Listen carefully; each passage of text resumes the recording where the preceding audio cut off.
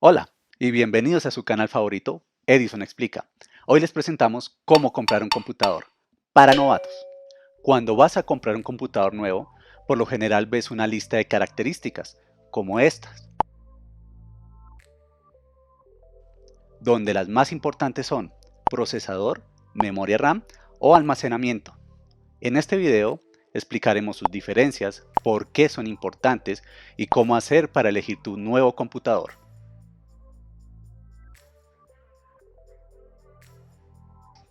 Al interior de un computador encontrarás una tarjeta madre como esta, en la que este cuadrado que ves acá es el procesador, este de aquí es la tarjeta de video, integrada en este caso, aquí vemos las ranuras de la memoria RAM, y la podemos ver más detalladamente acá, y también encontrarás un disco duro parecido a este. El computador es una máquina que entiende bits, es decir, unos y ceros, como en la Matrix.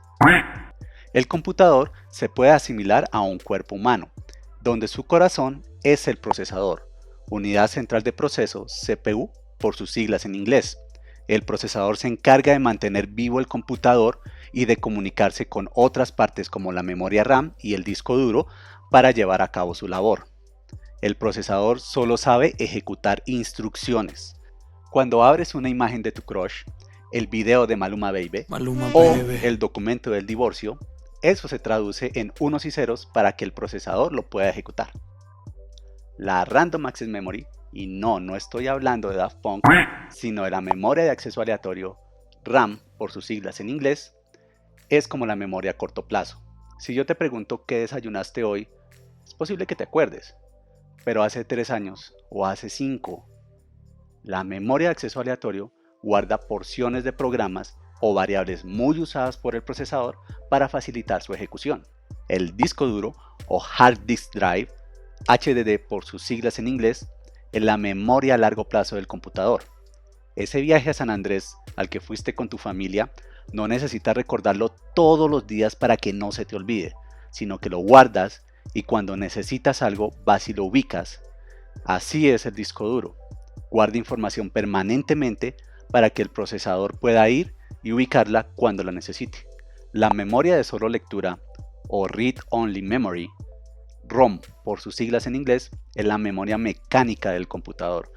Cuando tú vas a correr o a montar bicicleta, no necesitas aprenderlo a hacer una y otra vez, simplemente lo recuerdas. Así es la memoria de solo lectura. Sabe cómo interpretar las teclas digitadas en el teclado, cómo mandar señales al monitor y el procesador simplemente invoca esas funciones. Ahora vamos a ver con un ejemplo común cómo interactúan las partes del computador. Digamos que tú quieres reproducir tu ronda infantil favorita. El procesador se encarga de orquestar todo. Delega en la tarjeta de video la responsabilidad de procesar las imágenes, porque ese es un mundo completamente aparte. Usa el disco duro posiblemente para ubicar y cargar ese video. Usa la memoria RAM para guardar porciones del video y del programa que lo ejecuta. Y la memoria ROM para interactuar con las otras partes del computador, como por ejemplo, detectar cuando el usuario teclea espacio y así pausar el video. Y llegamos al momento geek. El procesador puede tener varios núcleos. Los procesadores actuales vienen en general con 4 núcleos, lo que quiere decir que cada uno puede ejecutar una tarea distinta a la vez. Ahora, cada núcleo a su vez puede tener varios hilos o threads ejecutándose al mismo tiempo, lo que aumenta la capacidad de hacer tareas más pequeñas al mismo tiempo. La diferencia entre la cantidad de trabajo que hace un núcleo o core contra la que hace un hilo o thread es el tamaño de la tarea encargada. Por ejemplo, un núcleo puede tener la tarea de ejecutar un video y el hilo puede tener la tarea de ubicar el video o reproducir el primer segundo de video o de mostrar la primera imagen del video. En el mercado encontramos 2 grandes marcas en el mundo de los procesadores, sin decir que son las únicas. Esas grandes marcas son Intel y AMD. Intel tiene una generación de procesadores llamados por siglas, por ejemplo, Core i3, Core i5 o Core i7. La diferencia entre estos procesadores no se fundamenta tanto en la cantidad de núcleos que tienen, sino en la cantidad de hilos que pueden ejecutar. Así es que si tú compras un procesador Core i7, va a tener una mejor capacidad de procesamiento de hilos que un Core i3. La otra gran marca es AMD Ryzen, que también viene dictada por siglas, es decir, tenemos el AMD Ryzen 3, 5, 7 y 9, también diferenciándose principalmente en la capacidad de hilos que pueden ejecutar. Hay otro factor que mide el desempeño de un procesador y son sus ciclos. El ciclo es la cantidad de tiempo que tarda un procesador en ejecutar una operación básica, por ejemplo, leer o escribir información. Entre más cantidad de ciclos pueda ejecutar un procesador por segundo, mejor su desempeño y velocidad. Ese es el valor que vemos medido en Hz o gigahertz acompañando la descripción del procesador. Por ejemplo, vemos Intel Core i3 trabajando a 1.7 GHz o Intel Core i7 trabajando a 4.5 GHz. En general, si adquieres un computador con un procesador de una generación más reciente, con mejor velocidad de ciclos de reloj y con mayor capacidad de hilos y de núcleos, es más posible que ese procesador pueda ejecutar tareas muy complejas y en mayor cantidad. Pero ojo, no te guíes solo con el procesador al elegir tu nuevo computador. De nada te sirve tener la última generación con múltiples núcleos y múltiples hilos si la memoria RAM no es capaz de administrar esa cantidad de información. En un principio, todos los procesadores tenían un solo núcleo y un solo hilo. Asimismo, todas las tarjetas RAM venían en modo SDR, Single Data Rate, en español, tasa de datos sencilla. Actualmente es casi imposible encontrar procesadores de un solo núcleo y un solo hilo, así como es casi imposible encontrar tarjetas de memoria RAM SDR. Ahora, por defecto, vienen DDR, Double Data Rate, en español, tasa de datos doble. La diferencia entre los dos tipos de memoria RAM, SDR y DDR, es básica, es decir, mientras que la SDR le permitía al procesador ejecutar una operación básica a la vez de lectura o escritura, las DDR le permiten hacer las dos operaciones al tiempo, lo que mejora el rendimiento y la capacidad de procesamiento. ¿Se acuerdan cuando les dije que el computador es una máquina que habla en bits, es decir, ceros y unos? Eso quiere decir que el computador entiende el sistema binario. Como tal, al procesador se le facilita mucho más su labor si trabaja con componentes en potencias de base 2. Por ejemplo, si te ofrecen un computador con una sola tarjeta de memoria RAM de 4 GB y en la otra opción tienes un computador con dos tarjetas de memoria, cada una de 2 GB, la recomendación acá es que te vayas por la segunda opción. ¿Por qué? Para el procesador le va a quedar mucho más fácil trabajar con dos placas de memoria RAM al mismo tiempo, haciendo sus operaciones de lectura y escritura, en vez de usar solo un punto de entrada en el caso de una sola tarjeta. Ahora, todo ese rollo de las potencias de 2 y toda esa vaina, ¿qué tiene que ver acá? Fíjense, 2 GB equivalen a 2048 MB, potencia de 2. 4 GB equivalen a 4096 MB, también potencia de 2. Pero 3 GB equivalen a 3072 MB, que no es potencia de 2. Y 5 GB equivalen a 5120 MB, tampoco es potencia de 2. El mensaje aquí es, si te ofrecen computadores de 3 o 5 GB, es mejor que no los elijas, porque eso afecta negativamente la capacidad de procesamiento de tu computador. Llegamos al final de nuestro momento geek, por fin, del disco duro. ¿Qué diferencia hay entre tener un disco de estado sólido, Solid State Disk, SSD por sus siglas en inglés, o tener un Hard Disk Drive, HDD por sus siglas en inglés, unidad de disco duro? Para empezar, la diferencia en precios es abismal. Te cuesta lo mismo un disco de estado sólido de 260 GB a un disco duro de 1 TB de capacidad. ¿Pero por qué? Un disco duro convencional, como el que vemos en este gráfico a escala, muestra cómo es internamente un disco duro.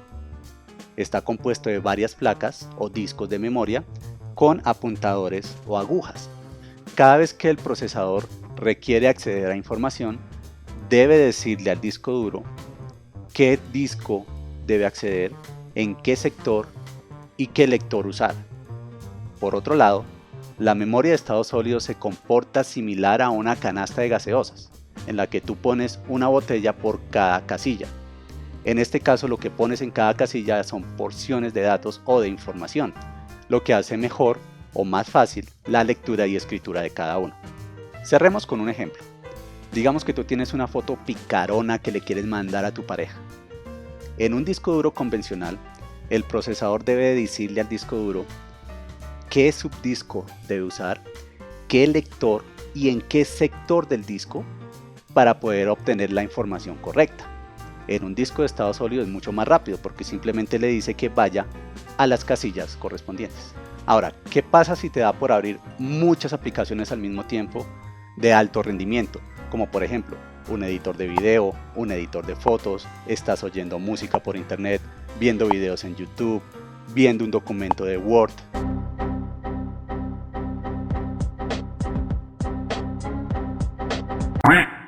Eso en algún momento puede copar la capacidad de la memoria RAM. En esos casos, el procesador apela al disco duro para poder seguir funcionando y no mostrar esas pantallas azules o grises en algunos MacOS. A ese proceso se le conoce con el nombre de paginación. Por eso el librito que dibujé acá. Concluyamos con unas ventajas y desventajas de los discos duros. Si tú adquieres un disco duro convencional, este es más propenso a fallas debido a la gran cantidad de partes mecánicas que tiene, mientras que el disco de estado sólido facilita su implementación en computadores portátiles. Por el movimiento, los golpes, es mucho más robusto. Por otro lado, los discos de estado sólido son mucho más rápidos para almacenar y leer información, lo que favorece el procesamiento y además el proceso de paginación. Ahora, ¿cuándo es conveniente usar un disco duro tradicional? Si tienes un computador de escritorio con grandes características, como por ejemplo una tarjeta de video con más de 1 GB de almacenamiento, una memoria RAM grande de 32, 64 GB, un procesador de última generación con múltiples núcleos y múltiples hilos, es posible que sobrevivas con gran capacidad de almacenamiento en un disco duro tradicional, mucho más barato y al no moverse tanto, va a perdurar más tiempo. Bueno, como ya sabemos cómo funciona el computador, y si te saltaste hasta este punto del video, ¡qué vergüenza! Pero no importa, les voy a ofrecer en mi criterio unas sugerencias para cuando vayan a comprar su nuevo computador. Para los novatos. Si lo que tú necesitas es revisar el correo de la empresa, de pronto ese documento de la universidad que editas en línea con tus compañeros, o oír música por Deezer o Spotify, e incluso ver videos en YouTube o una que otra película en Netflix, no necesitas tanta configuración. Para este caso, es suficiente con un procesador Core i3, un Ryzen 3 o incluso un Celeron, que son más económicos.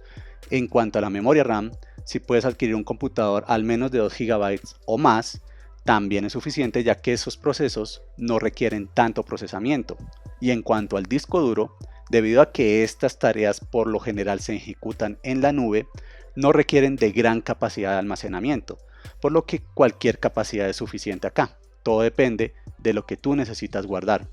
Y si te vas a mover mucho con el computador, sugiero un disco de estado sólido. Ahora, existe una gama de marcas que no se rigen específicamente por las características físicas que contienen, sino la funcionalidad para la que fueron construidas. Es el caso del Chromebook y del MacBook Air, que son también muy buenas elecciones en esta categoría. Para los oficinistas. Si además de ese trabajo en la nube, necesitas también crear hojas de cálculo, documentos de Word, agendar citas en tu calendario e incluso conectarte con otros dispositivos como tu memoria USB, tu celular o tu tablet, necesitas más capacidad de procesamiento. Para este caso, te recomendaría al menos un Core i3 o un Ryzen 3 como procesador, para la cantidad de memoria RAM al menos de 4 GB, y en disco duro sí vamos a requerir almacenamiento de al menos unos 200 GB. De nuevo, si vas a estar en constante movimiento o necesitas hacer muchas tareas a la vez en tu computador, recomiendo disco de estado sólido. En esta categoría, un MacBook Air también nos funciona muy bien y un Chromebook dependiendo de la cantidad de interacción con dispositivos externos que necesites. Para los proactivos. Si además de los trabajos en la nube y de tus tareas de oficina, te la das de creativo de vez en vez y editas imágenes, uno que otro video o programas, necesitamos más configuración. En este caso te recomiendo al menos un Core i5 o superior, lo mismo un Ryzen 5 o superior, al menos 8 GB de memoria RAM, un disco duro de al menos 260 GB de almacenamiento o un MacBook Air para los profesionales. Por último, si tu trabajo es aún más especializado y necesitas, por ejemplo, editar imágenes y video frecuentemente, programar aplicaciones o jugar, ese computador necesita mejores características. Como básico, tu computador debería tener al menos un Core i7 o un Ryzen 9 como procesador o superior, al menos 16 GB de memoria RAM, 260 GB o más de almacenamiento en disco duro. Además, existen marcas especializadas para este tipo de labores. Por ejemplo, Alienware se especializa en crear computadores para juegos o para gamers, mientras que MacBook Pro y iMac también suplen estas características. Ten en cuenta que por la naturaleza de estas tareas, te sugiero tener al menos un monitor adicional con velocidad de refresco de 60 Hz o superior. Además, si tu labor cae en el área gráfica, te sugiero tener una tarjeta de video dedicada, Nvidia o ATI, son muy buenas opciones. En esta categoría debes hacer una elección muy importante a nivel del sistema operativo. Por ejemplo, si eres una persona que disfruta mucho de los juegos, la mejor opción para ti sería un Windows.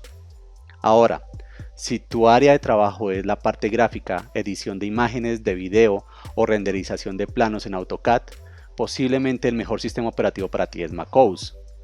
O si eres una persona que desarrolla aplicaciones o que hace trabajos de muy bajo nivel en el computador, posiblemente la mejor opción sea Linux. La elección del sistema operativo aplica para cualquier categoría y cualquier necesidad que tengas, pero es un tema complejo.